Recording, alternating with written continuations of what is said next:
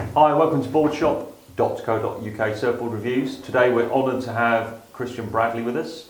He's come all the way from France, not that far really, to come and talk about surfboards. And we're looking at the new Barcelona, which was one of our favourite and one of the most popular Bradley shapes. It's a groveler, kind of, but it's got so much more to it than just being a groveler. One of the things that we don't always get our head around here is what the design features are exactly that make boards work in the way that they do.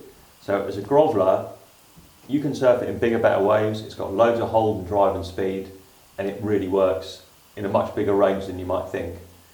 So tell us why, Christiaan. The design of the new Barcelona was from the old original Barcelona, which had a lot wider tail. So we just refined it a little bit. The secrets in it that make it work really good as a groveler, you know, like from waves, you know, very small to, you know, head height. Well, the idea behind it was to make get the maximum you can out of surfing absolutely rubbish waves. So the design theories in the board are, it's a V bottom. So you can see the centre is on the bottom is higher than the rail line. So that makes it rail to rail very quick. It also flattens that rail line through there, so when you lay it on rail to go off the bottom or turning, it actually increases speed. It's got a double concave in the V, so you're actually kind of running on panel to panel with a concave, which gives it a lot of speed. Surface area is another thing, front and rear. But you ride this board very short, so the rock is relatively flat, and especially flat through this area here under your stance.